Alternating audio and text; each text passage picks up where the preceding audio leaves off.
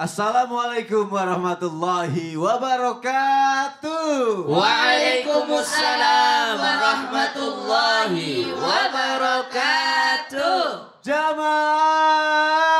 Yeay. Oh jamaah. Yeay. Alhamdulillah.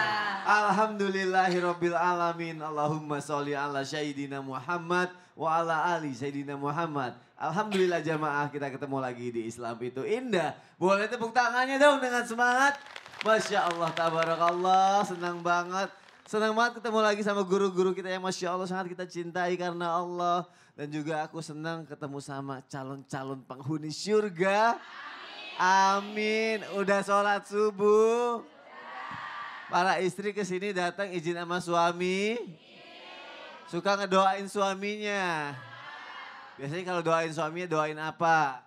Semoga selamat di dunia dan akhirat. Amin. Kalau ibu? Semoga selamat, saya nggak punya suami. Semoga selamat. Saya emang nggak punya suami. Berarti semoga dapat suami lagi. Ya, enggak udah tua. Masa? Umurnya berapa? Saya hampir 70. 70 kelihatannya umur berapa Ustadz? Kayaknya 69. Cuma beda satu. Terkadang doa dari para istri itu bisa menjadi kekuatan yang hebat untuk para suami. Makanya pagi ini mau kita bahas. Dan tema kita adalah The Power of Doa Istri. Tepuk tangan untuk para istri. Para istri yang di rumah, para suami yang di rumah bisa disimak ya pagi hari ini ya. Ada tayangan nih. Doa istri setelah sholat. Kita lihat tayangannya silakan. Ini suka didoain gitu ya Pak ya. Iya. Iya lagi. Iya. Ngaku lagi. Iya katanya. Ya, tapi dia baru sadar hari ini. Kenapa? Jangan-jangan emang gitu doa istri. Iya makanya. Iya jangan sambil pasrah lagi. Ya Allah. Ustadz Syam. Iya, siap. Izin nanya Ustadz. The power of doa istri yang pertama itu apakah doa istri yang bisa membuat suami memulai hari itu menjadi lebih mudah? Tapi bagaimana dengan istri yang mendoakan di saat tahajud untuk suaminya? Masya Allah. Masya Allah ya. Masya Allah. Tapi suaminya subuh aja enggak gitu. Astagfirullah. Ya astagfirullah. Itu gimana Ustaz Syam? Ya, Silakan Ustaz. terima kasih Mas Wanita baik guruku, Ustaz Maulana, Ustaz Ramla, para alim ulama, para jamaah yang dimuliakan Allah Subhanahu wa taala. Kita buka dengan Al-Qur'an surah At-Tahrim ayat 11. أعوذ بالله من الشيطان الرجيم Allah. وضرب الله مثلا للذين آمنوا امرأة فرعون Allah. إذ قالت رب ابن لي عندك بيتا في الجنة ونجني من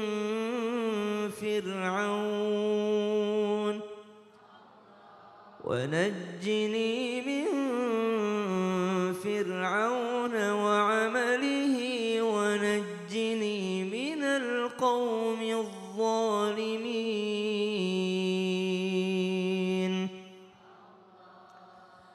Alhamdulillah, saking hebatnya seorang perempuan di mata Allah Subhanahu wa taala, bahkan dalam Al-Qur'an yang dikasih contoh itu adalah permisalan adalah perempuan, yakni seorang perempuan yang berdoa kepada Allah Subhanahu wa taala. Maka dikatakan the power of doa istri. Yang pertama adalah doa istri berpengaruh dalam memudahkan suami memulai hari dalam mencari nafkah. Betapa tenangnya perasaan suami keluar dari rumah dalam keadaan istrinya sholat tahajud. Kalau suaminya berangkat pagi-pagi buta.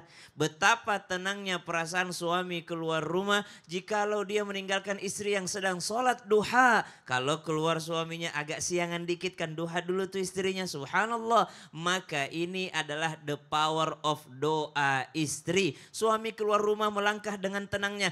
Ada doa istri yang mengiringi. Tapi bagaimana jadinya jikalau ada seorang istri yang telah berdoa berdoa kepada Allah Subhanahu wa taala, tapi suaminya justru jauh dari Allah Subhanahu wa taala, maka perlu ada sedikit revisi dari doanya seorang istri. Apa itu? Bukan minta dimudahkan pekerjaannya dulu, bukan minta dimudahkan rizkinya dulu, tapi tolonglah untuk berdoa kepada Allah, bermohonlah kepada Allah agar Allah memberikan hidayah dulu kepada suami.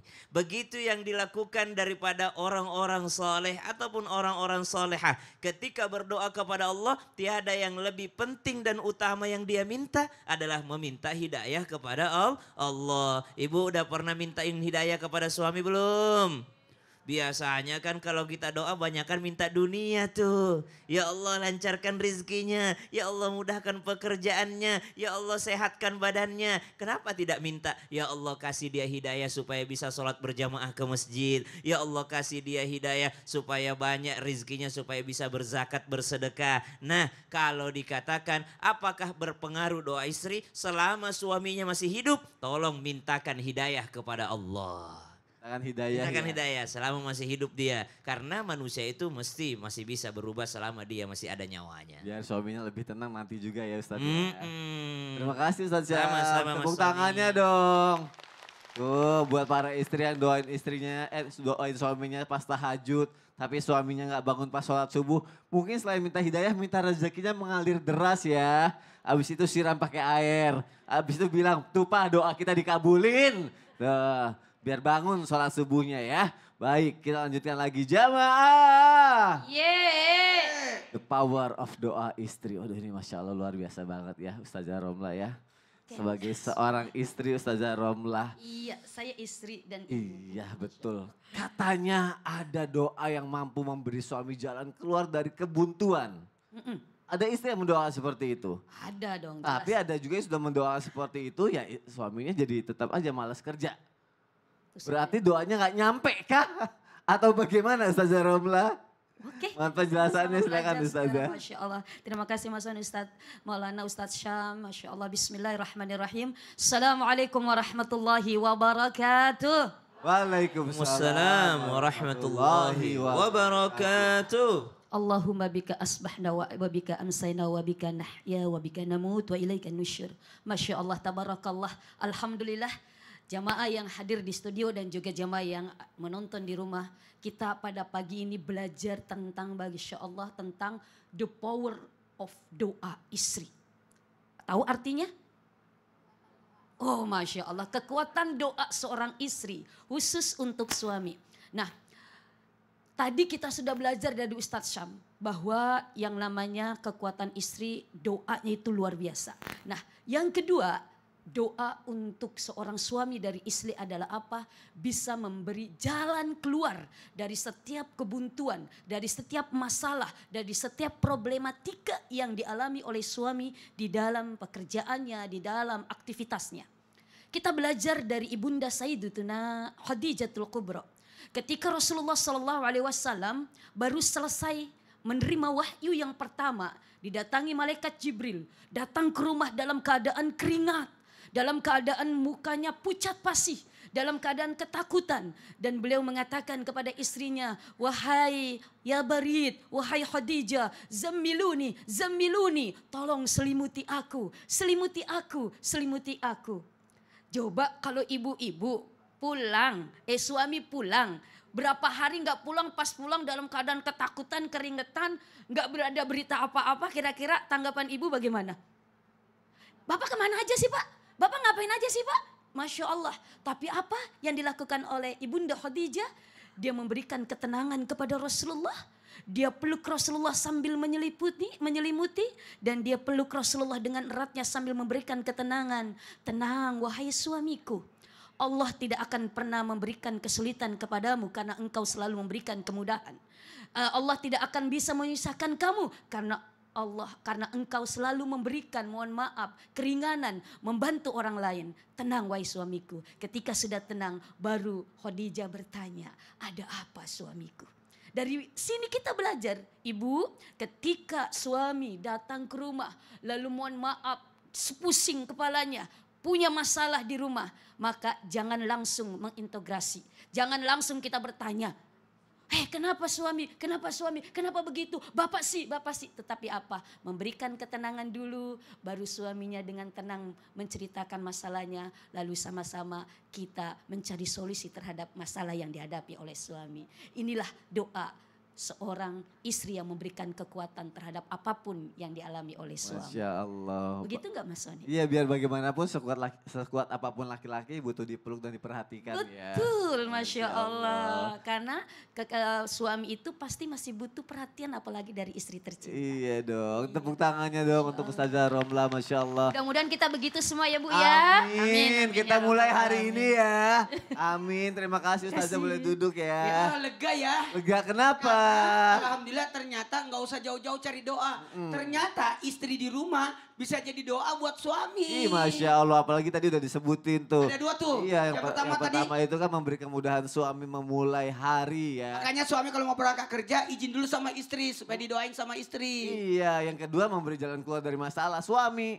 Setiap ada permasalahan beritahu aja istri supaya didoain karena doanya istri 3 kali lipat dibanding soal. Masya Allah, selanjutnya apa dong yang ketiga? Mau tahu? Mau tahu Nih, dong. Buat suami ya, Ya. harus sering bermanja-manja sama istri. Masya Allah, manja-manja Iya, terus. karena mereka itu Masya Allah doanya luar biasa. Heeh.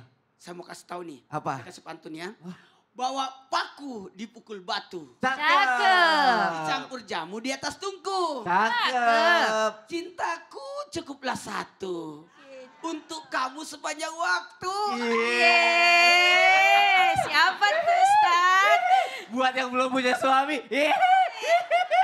Bagus, cakep pantunnya. Cocok tuh. Nanti kita lanjut lagi ya. Jangan kemana-mana ya, tetap di Islam itu Indah. Jamaah. Alhamdulillah. Lillah. Cie.